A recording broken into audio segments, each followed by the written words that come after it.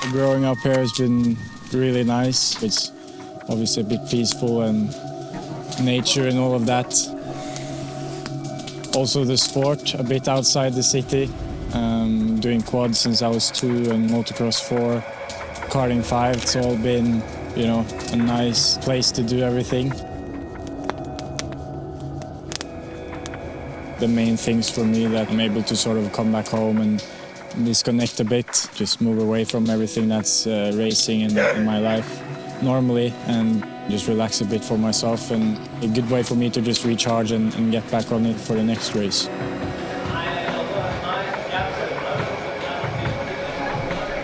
The family's always been supporting, which is a vital thing for me, and to know the support is there and supporting each other.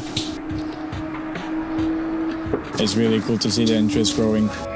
The fan base back home in Norway has been crazy in the last 2 years, and seeing the Norwegian flags on the tribune or on Instagram or whatever, just following up. That's a motivation to have all those people, my family and everyone around supporting.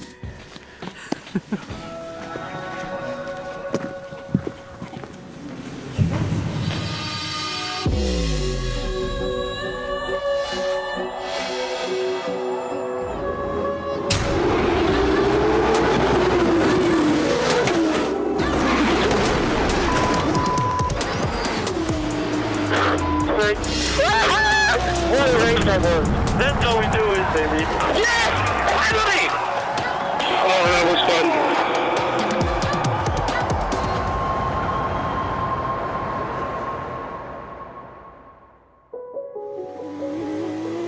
And these will be special moments. Of course, Norway's got a rich motor racing history going sideways through the scenery in rallying, but they are so excited about their single-seater hope for the future.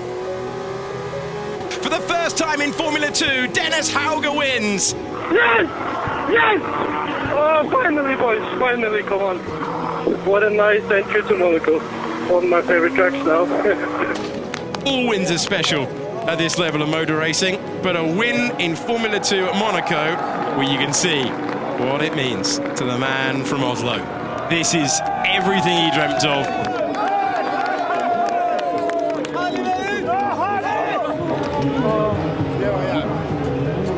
Dennis.Hauger, in many ways, is a victim of his own success.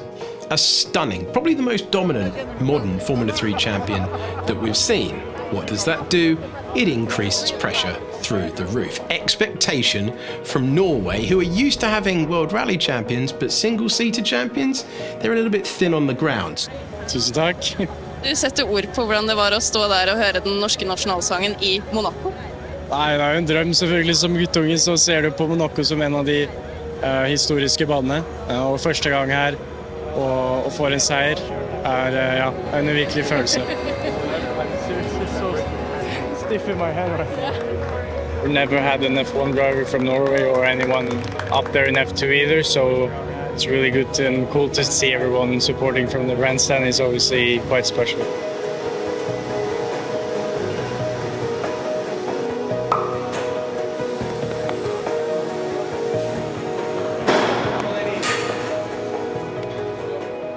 Good job.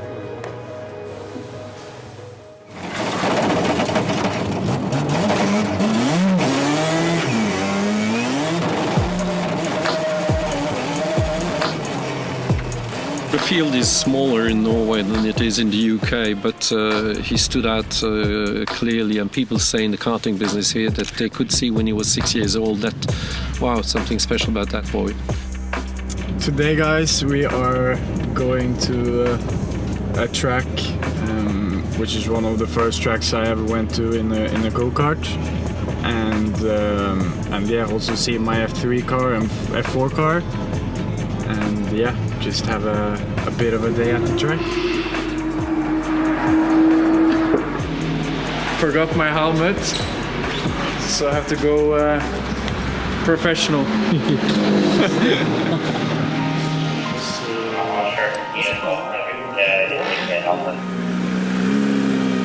Well, it all began when Dennis was 11. His dad called me and he said that thought that he would need some help with Dennis because he was doing well in junior karting. So I traveled with them to race in Italy.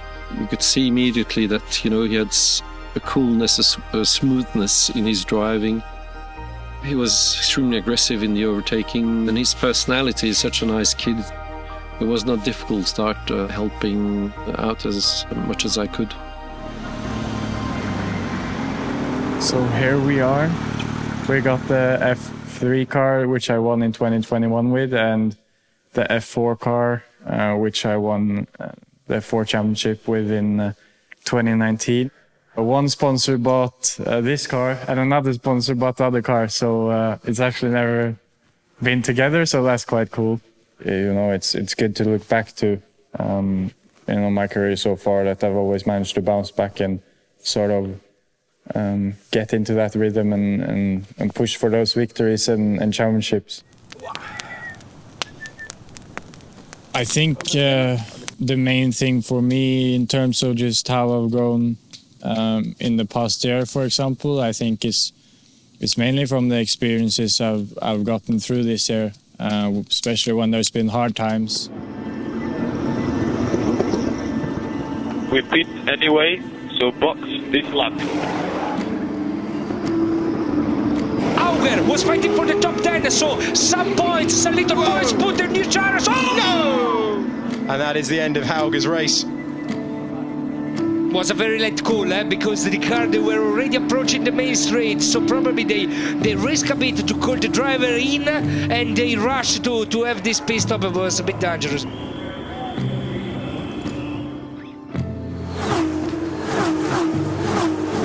Loose bodywork for Dennis.Hauger. I would say that really needs to come in and be fixed. For just the second time in Formula 2, Marcus Armstrong takes victory. Across the line in second comes Taruvula, and Hauger hangs on with the bodywork making a bid for freedom. He was able to beat Nissani to the line. Bravo, Dennis. Solid race. Solid race. First podium in F2. Woo! I want to be up there straight away and fight for those victories, and don't want to make too much of a time settling into anything, and I want to be up there fighting for the trophies, so hopefully we can keep this rhythm going.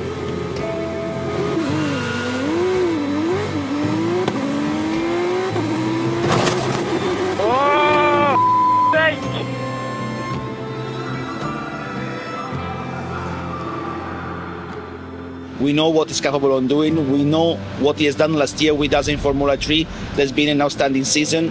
At the moment, he's struggling a bit to adapt. Working with Jen has been good. At times we've both been struggling. Even though he has experience, he's also sometimes lost and not really understanding what's happening, which is even more frustrating because you're in the same position and the same way of thinking at that time. So that's definitely been one of the harder moments, I think, where we're sort of wanting to move in a different direction, sometimes knowing what we want, and other times we're just lost. There is a lot of interest in what he's doing from everybody, you know, the public and the press. The press can see that every time they write about him, they get a lot of reader clicks. So he has become extremely popular, especially after winning the Formula 3 championship. From compared last year, he got much more attention and much more media coverage. This is something that for sure that maybe disturbed him a bit at the beginning. You need to be able to cope if you want to jump in a bigger paddock. I think as a rookie, that's one of the harder aspects, to get the car and yourself to obviously push the limits, and it's not always that easy to find that straight away. It's part of the learning process, and it's a part that I'm thinking he's capable of doing. He just needs to set up a mindset that is capable to decide when is the moment to think about media and when the moment to think about racing. Yes, media is important, but of course, if you want to go fast, you need to be able to perform on your car, and your mind needs to be absolutely clear when you drive at 300 kph. Hei, Dennis. Hei. Sitter du og koser deg med kjeks? Ja. En liten pause i kjøringa? Ja. Gå var ekstra her. Du kjører fort? Ja. Ja.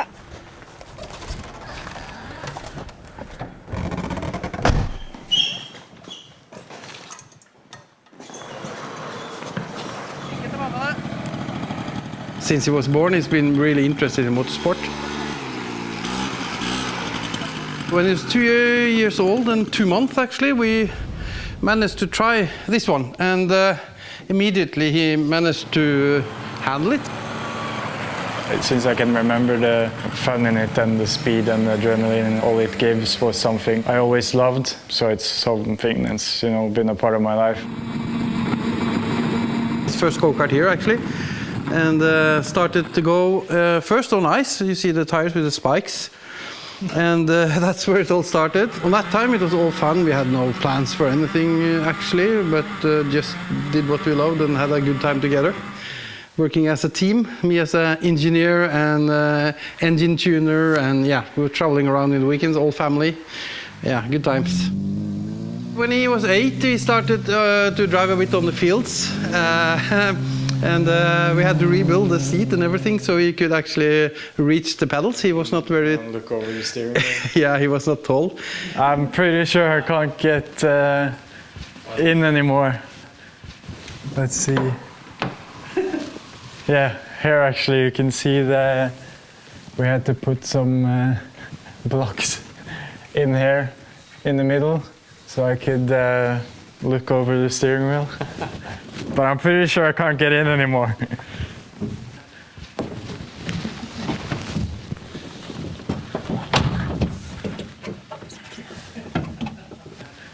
A bit smaller now, or bigger, I mean. But yeah, time flies. From this to an F2 car is a bit different. I'm there to support him as a dad and with the things that he needs help on, but again, also he's growing up and need to handle more and more himself, of course. So I'm more in the background together with his manager to do contracts, sponsorships and so on, and then it's do most of everything with the team and Red Bull and so on. So that's also part of the journey. So I also need to know my place as a dad, so and become more and more just dad. That's how it is. And also, yeah, I think it's in a way it's kind of natural, but I will always be there to support him, of course. The season has been a roller coaster overall. We had some good weekends in the mid-season, winning in Monaco and winning in Baku. Hauger not letting him have any breathing room, and this is the Dennis.Hauger we knew. Yuri Vips has hit the wall! Yuri Vips crashes out, and for so long he was leading, but he's gone! Dennis.Hauger, who put the pressure on and gets his reward. Dennis.Hauger wins a Formula 2 feature race. Obviously hoped to get that as a sort of a turning point, but then we had a few bad rounds. It's definitely been a hard one, and there's a lot of points in my career where I came back a lot stronger the next time. Dennis.Hauger needed that one, you feel. The smile on the face tells you all you need to know. It's feeling better and still some things to work on, but definitely a step in the right direction. In terms of just taking the experiences you can with you, especially in your first season, I think that's more important than anything else. The licenses in karting have increased the last 2-3 years. In any other sport, when a sportsman does well, or woman does well in their country, suddenly there is much more interest also from kids wanting to do the same thing. So definitely it's a good thing for motorsport in Norway, what's happening now. It's always good to come back and do a few laps in the kart. So it brings back a lot of good memories. But it's also good training for yourself physically, and also just to sort of come back and get a reminder why do you love what you do, and just enjoy it a bit, nothing seriousness, and just go out there and have fun.